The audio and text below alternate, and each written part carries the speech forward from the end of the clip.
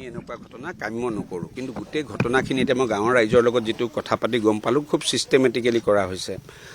ওচৰতে এখন সত্ৰ আছিলে, সত্ৰখনকো এটেক কৰি পিনে আজি 20 বছৰমান আগতে তাত এতিয়া অস্তিত্ব নাইকিয়া হ'ল।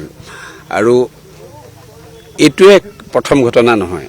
ইয়াতে তেখেতসকলে কৈছে যে এই অঞ্চলৰ মানুহখিনি একদম সাধাৰণ ৰাইজ, তেওঁলোকে এটা নামঘৰ বনাইছে। তেওঁলোকে কোৱা মতে যে প্ৰথম তেওঁলোকৰ ফেন চুৰ কৰি লৈ গৈছে, পানীৰ মটৰ চুৰ কৰি লৈ গৈছে। সেইটোতো সফল হ'ব নোৱাৰি। এতিয়া ইয়াতে বেয়া বস্তু এটা, যিটো আমি হিন্দু ধৰ্ম মতে আমাৰ সেইটো আমি ভাবাটো বেয়া কথা, তেনেকুৱা ধৰণৰ বস্তু কালি ইয়াতে পেলাই থৈ গৈছে, কৰি মানুহখিনিক আতংকিত কৰোৱা হৈছে।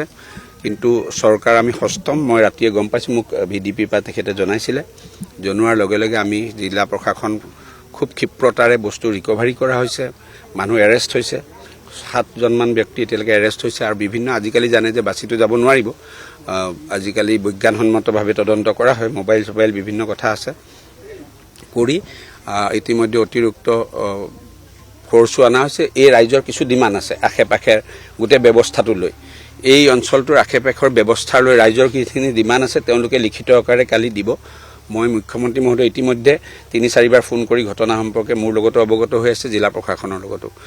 কৰণীয় যিখিনি আছে সেইখিনি একদম কঠোৰ হাতেৰে কৰা হ'ব, তাত কোনো সাৰি যাব নোৱাৰিব।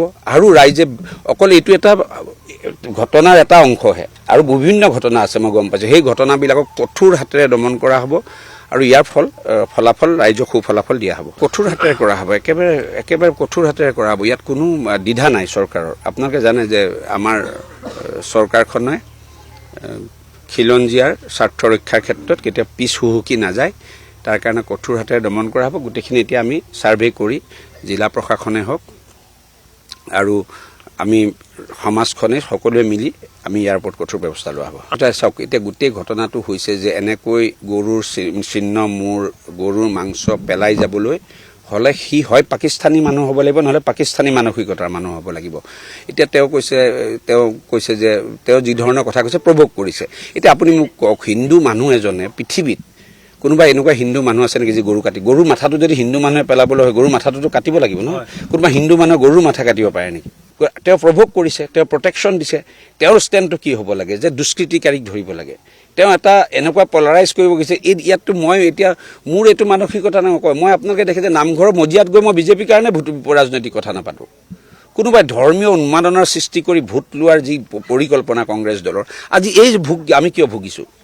আজি কিয় ভুগিবলগীয়া হৈছে? এই 60 বছৰ কংগ্ৰেছে কৰা এইবিলাক কামৰ কাৰণে, এই প্ৰভোকেশ্যনৰ কাৰণে, এই এপিজমেণ্টৰ কাৰণে।